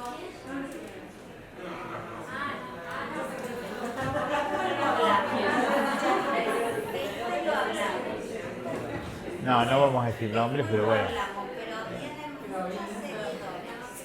Pero ustedes saben que empezó la ola esto con el TDAH, ¿no? De repente todos los chicos eran con déficit de atención, ¿no? Entonces los especialistas en TDAH surgieron a todos, tenían la manera de diagnosticar el TDAH, le hacían las preguntas, ya tenían el chat afuera que le dejaban en la sala de espera para que lo tengan los padres, leían lo que decían los padres, es un ADD o un TDAH. Incluso preguntaban cómo eran de chicos, no, sí, esto, usted también, a los padres también le metían que eran de chicos. Aparte uno de los puntos le cuesta prestar atención. Encima, ¿a qué niño no le cuesta prestar atención? O sea, todo. Claro, digamos que la atención, Interrumpe las conversaciones de los adultos. Es uno de los puntos. ¿a dónde está esa atención? En realidad no tienen un déficit, a veces tienen un exceso de atención hacia otro lado que no les permite copar la posibilidad del estudio porque está todo tomado por esa posibilidad de la ADHD. Pero bueno, lo cierto es que estos lo medican, por supuesto la Ritalina ha hecho furor, los laboratorios que hicieron la Ritalina y ahora hay otros que son de acción prolongada, ¿no? Entonces tienen todo un esquema y bueno, han ganado fortuna. Y estos son los laboratorios industriales, de farmacéuticas, y los chicos durante la época escolar toman en determinado horario la hora Ritalina, que tienen que ir a tomar la pastillita, y bueno, por ahí pueden parar en las vacaciones, a otros no paran en las vacaciones porque si no también están inquietos, entonces páfate, le ponen la... Pero la pastilla para tomar para ir a la escuela, ya Sí. queda ese mensaje a los chicos. Bueno, así que la posibilidad de niños que necesiten otro tipo de ayuda se ve anulada porque la práctica médica hegemónica hace que se catalogue de esta manera, con determinados instrumentos, ¿eh? Entonces la escucha no importa, el medio ambiente, qué es lo que le pasó al chico tampoco importa, cómo seguir al chico ese tampoco.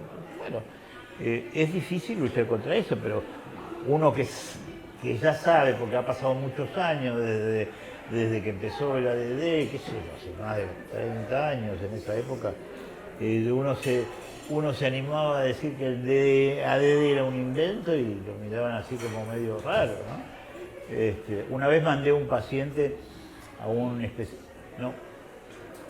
la paciente que yo la atendí, que es la psicóloga, me viene con un sobre de papel madera con un montón de artículos. Esto se lo manda el neurólogo para que usted aprenda, porque usted no sabe nada de esto. Entonces estos eran todos artículos de él.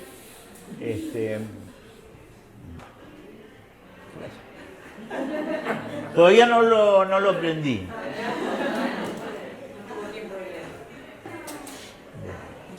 También no estamos solos, también está bueno. No.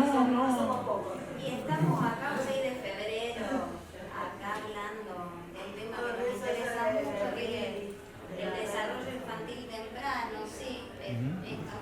Estamos acá para hablar del desarrollo infantil temprano, porque nos interesa, porque me acordaba de esto, Connie, ahora cuando estábamos intercambiando, que nos intercambiamos libros, ¿te acordás?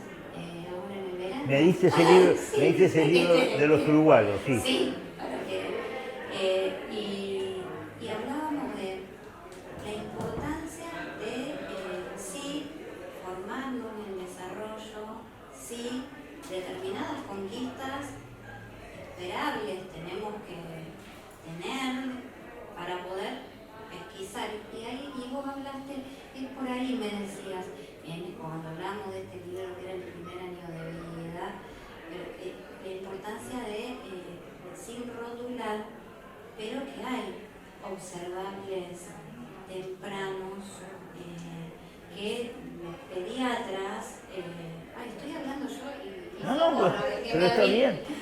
y que vos me decías, es por ahí, tenemos que ir a esta pesquisa, no sé si es pesquisa la palabra. Acción clínica.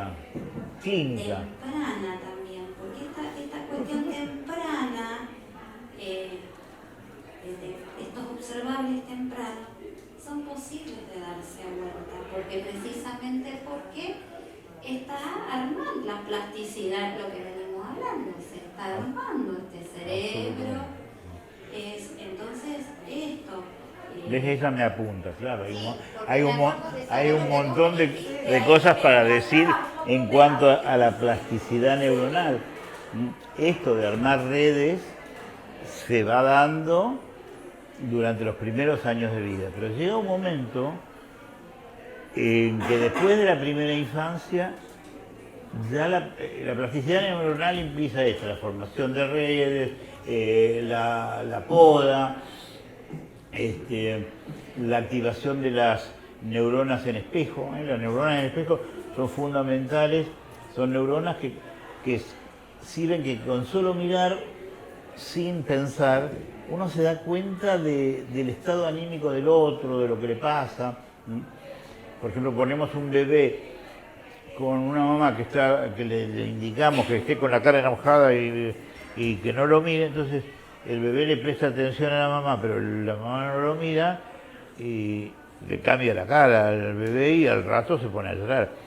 De manera que las neuronas en espejo cumplen una función absolutamente importante en darse cuenta de los estados de ánimo de los otros y influye en la sincronización, en la posibilidad de que se produzca ahí el vínculo adecuado. Pero llega un momento en que la posibilidad de que se produzcan nuevos circuitos neuronales cesa después de los 3 años. Hay una nueva etapa en que se abre la plasticidad en la adolescencia, con todo el influjo hormonal y los cambios que se empieza a ver en el niño para pasar a la etapa de adolescencia. Son los dos momentos en que hay plasticidad y ahí en donde se puede actuar. Por eso hay que actuar en el momento preciso, que es cuando hay. Después, todo es una cuestión de remontar. Pero en el primer año de vida uno ve rápidamente si el niño fija la mirada, si te sigue, si te hace sonrisa social, si te hace vocalizaciones, el gorjeo. Eso es una cosa hermosa, uno lo pone ahí. Cómo está el tono muscular, si se pone hipertónico, si el moro le persiste, si al contrario, si está hipotónico y no logra alcanzar el tono apropiado, la mímica en la cara. Hay chicos que son totalmente amímicos y la repetición en el juego. Un chico que lo único que hace es poner autitos y apilar o hacer filas, y con tanta atención de que si vos le sacás un autito de esas filas, estalla. ¿Por qué? Porque ese estereotipo le servía, la repetición, para calmar su ansiedad de destrucción. El niño está absolutamente retraído, se metió hacia adentro, hizo una caparazón gruesa y no podés entrar, porque el tipo es la manera de sobrevivir porque sabe que se le viene una encima. Entonces, para entrar con el juego ahí en un chico que está alineando o que está mirando el lavarropas y no mira o el ventilador. El otro día justo vi un niñito de 4 meses que me lo trajeron porque bueno, no se conectaba. Y al principio lo siento en la camisa, yo tengo un ventilador de techo. Y al principio pensé que me miraba a mí y se mató de la risa porque hacía una carcajada, pero carcajada. Hasta que me di cuenta que si yo sacaba la cabeza, no. El tipo estaba mirando el ventilador de techo, era lo único que le importaba y con eso se reía a carcajadas. Yo le ponía la cabeza encima y se ponía serio. Incluso le dije a la madre, apágame el ventilador, y dejó de mirar y buscaba para todo otro lado, pero a mí me evitaba. Así que la evitación de la mirada es un signo absoluto de que algo no está funcionando.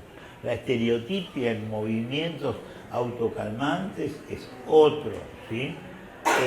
Y el juego estereotipado, repetitivo, pobre, es otro. El hecho de que un chico no pueda hacer un juego imaginativo, un juego en donde boom, viene el avión y el avión. Eso habla de que hay problemas. Si uno no puede entrar con un juego rico en el otro, en donde imaginamos, creamos personajes. Nacho ayer era Kung Fu, se pone así. Bueno, Nacho ayer, menos de 3 años, ¿qué tiene? 2 años y 10. No sé qué le preguntó a alguien, ¿quién es Nacho? Nacho soy yo, y se metía el dedo acá. Esa es otra, ya está. Pero bueno, pero son 2 segundos. Claro, si entran los pacientes, uno los oculta, no le mira la cara, no le pregunta nada, le da la vitamina, le da la vacuna, lo pesa, lo mide, qué sé yo. Eso, las consultas de los pediatras son en general de 15 minutos, 20 minutos. Y en 20 minutos tienen que hacer un montón de cosas. Si es el invierno lo tienen que desvestir, eso ya te lleva un montón. Entonces pretendés que le mire a la cara, que le intente hacer un juego imaginativo. No se puede. Hay muchos pediatras que no tienen juguetes en el consultorio. Muchos. Y entonces, ¿quién es el que más ve a chicos en el primer año de vida? Si los pediatras no hacemos la detección y no tenemos un equipo de gente aquí porque nosotros no vamos a poder agarrar a un chico y estar sentados todas las semanas, 1 hora como... No, para eso existe la interdisciplina. Y tenemos que trabajar en interdisciplina. Interdisciplina implica especialista en estimulación temprana, en terapia del lenguaje, psicoanalista, psicopedagogo, musicoterapia, psicomotricista. Si nosotros no tenemos un equipo así, que no todos juntos, porque también si hay todos juntos es un desastre, pero uno que que haga la transferencia y que podamos ir hablando, eso es fundamental. Bueno, no sé si alguien más tiene ganas de decir cosas. ¿A quiénes son acá todos? Con audiólogos, a ver, preséntense.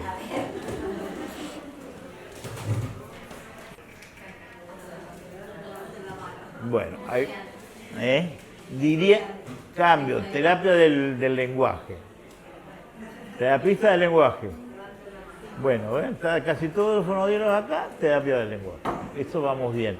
Especialistas en estimulación temprana o atención temprana, como lo quieran llamar. 2, 3, 4. Bueno. Psicoanalistas. Psicomotricistas. Bien. Musicoterapeuta, ¿tenemos alguno? Bueno, me olvido de alguien. Psicopedagoga. Bien. Psicopedagoga inicial. Bien. Pediatra, yo sí. Ahí tenemos 3.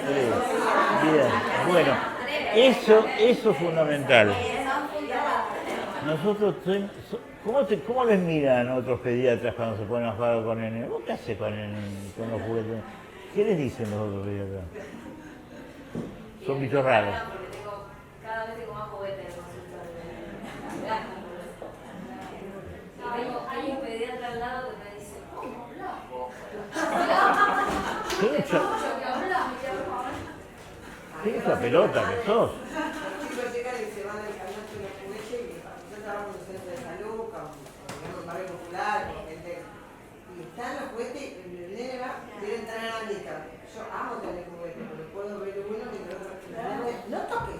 Me sacan todo y yo tengo que hacer malabares pisando ¿Viste? y me encanta así, porque así, yo creo que así tiene que ser. Justamente le decía que me tocó reemplazar en el centro de salud y no había un juguete. Y yo le digo a la gente, si no hay un juguete, no, el pediatra que está, no. Si me dejan un juguete, no puedo estar acá, yo tengo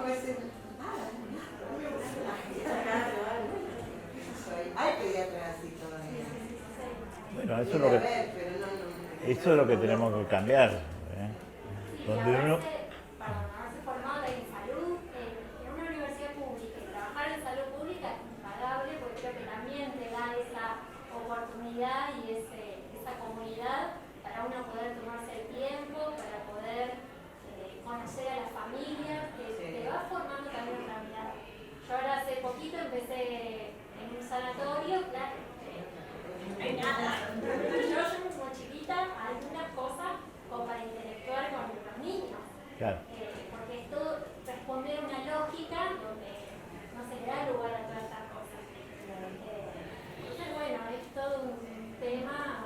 Aparte, si te dan una lista para atender con un paciente cada 15 o 20 minutos y después una demanda espontánea te meten en el medio, estás sonado, ¿eh? Pero bueno, Nosotros en Rosario, Ronnie va mucho, no debe saber, yo trabajo en la municipalidad y nosotros tenemos todos unos talleres que se llaman el taller de desarrollo, le decimos, que funcionan, hay unos satélites de cada centro de salud que se trabajan en interdisciplina, hay pediatra, hay GO, hay educador, yo arranqué con uno en el 2007, así que hace muchos años, o sea que dentro de todo en la municipalidad de salud pública hay una mirada hacia el desarrollo y con esta mirada más incentivante. Yo ahí empecé a leer más, empecé a escuchar, sobre todo. O sea que tenemos, nos falta por el curso, nos falta. Lo que pasa es que también lo que decíamos con ella, después lo mandaba al hospital al neurólogo y la neuróloga te dice, bueno, fíjate dónde puedes hacer el agua, pero bueno. Nosotros igual insistimos con la estimulación, con nuestro taller, con trabajar con otro tipo de actividades. así es. Bueno, no hay que bajar los brazos. Ustedes no sé si conocen el grupo, hicimos ya 2 jornadas de RIDIT. ¿Saben lo que es RIDIT? Sí, yo fui. ¿Lo fuiste? Bueno, RIDIT es la red interdisciplinaria de desarrollo infantil temprano, en donde llenamos la Facultad de Medicina, el aula 2 veces. Ahora RIDIT es un laburo enorme. Si se quieren se pueden anotar, hay un grupo de WhatsApp en donde se plantean cosas y ahora estamos viendo cuáles van a ser las actividades del 2026. Ya pensamos que hacer una gran jornada. Hacer una jornada implica volverse loco. Tenemos un grupo que somos los que vamos generando las definiciones y vamos armando las estrategias, pero es mucho trabajo. Entonces ahora pensamos en hacer cosas más chiquitas, también a distancia, pero que RIDIT no se desarme, porque es un grupo que se armó con mucha gente y que va tomando fuerza, y RIDIT de esas 2 jornadas ha sacado 10 documentos de cada uno de los temas. Ya tenemos 4 escritos pasados está en una revista, 4. Pueden entrar al Instagram de RIDIT y ahí están las revistas digitalizadas. Los documentos. Son 4, hasta ahora hay 4.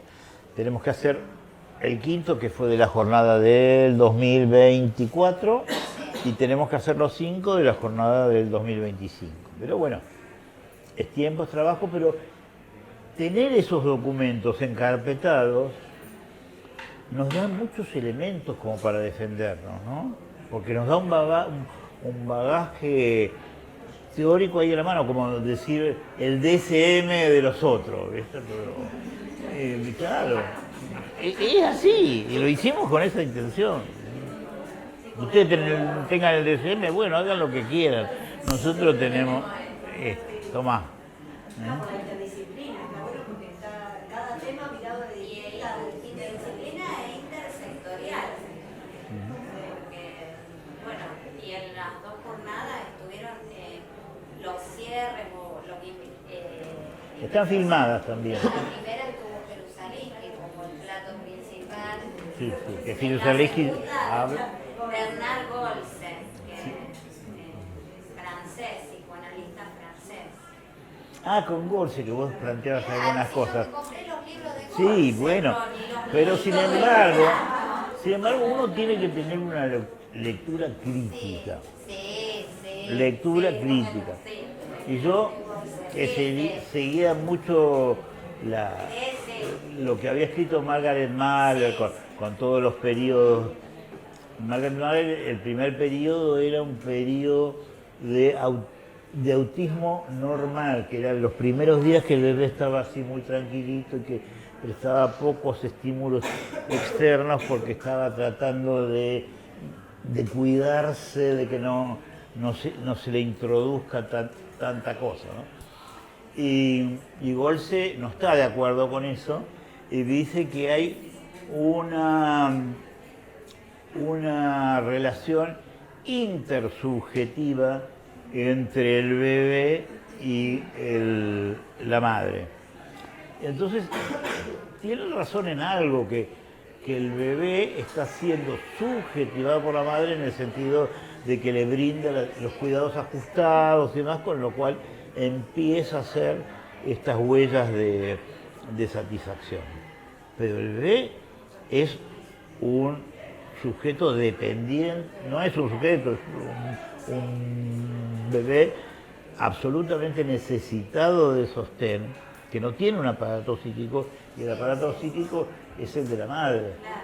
Y de manera que Margaret Mahler tiene razón en el sentido de que después pasa de esa fase simbiótica, autística primera, pasa a una etapa de simbiosis, ¿no es cierto? Es muy interesante igual Golse, porque realmente... Sí, yo no voy a hablar porque no soy psicoanalista y entiendo de eso, pero hay uno de los libros que a mí me gustó, que ese no se puede conseguir, así que quien quiera me lo pide, lo tengo fotocopiado, que es Pensar, Hablar, Representar. Y es todo de lenguaje, y es fabuloso. Ese sí. Ahora los otros, bueno, tiene cierta... Los otros dos que se pueden conseguir, digamos... No, tiene más, ¿eh? Bueno, es interesante leerlo y escucharlo. Hay videos es un tipo El francés. lenguaje yo a los que quieran se lo he fotocopiado. Bueno, lo acepto. Sí, no lo tenés. No, me parece que no. Mira, No, lo que renegué, porque cuando quiero algo, los que me conocen, cuando se me pone algo, lo que renegué para conseguirlo, porque no se podía conseguir. Y una fono de Cava lo tenía. Y lo tenía fotocopiado. ¿Cómo hacía yo para verla? Le insistí tanto que le gané por cansancio, me lo escaneó todo. Gabriela, sí, porque me pongo, Gabriela, saben los guitarristas. Así que hice un día que le faltaron unos pacientes y me puso a escanear ese libro. Porque no se puede, no. Ese sí, como tiene cosas muy interesantes ese lenguaje. Hablar, pensar, representar, de Bernard Golse. Bueno, Sí. y con Reddit, anótense Reddit y búsquenlo porque es interesante, hay mucha interdisciplina, hay gente de muchas entidades, está gente de Coriat, de FEPI, hay gente de Forum, hay gente de Ruth Cuica, que es en psicopedagogía, claro, Cuica es de psicopedagogía inicial, y de la SAPI, que es de primera infancia, que es esta chica Gabriela Ayala, pero la que lo empezó fue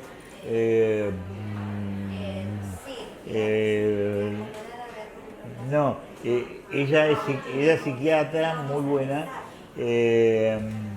y esta chica que estuvo en Francia con Golse, que es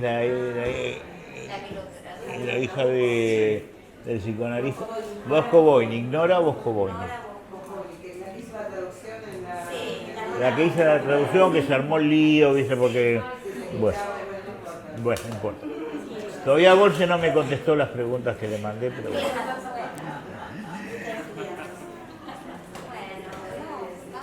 Vamos a agradecerle.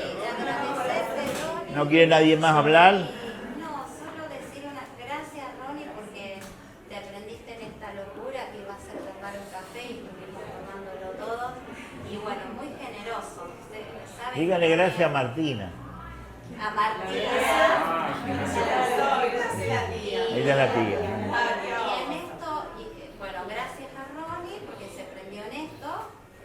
Y gracias a la Borde, a Chachi y a Fernando, porque también Fernando sabe lo insistente que soy también.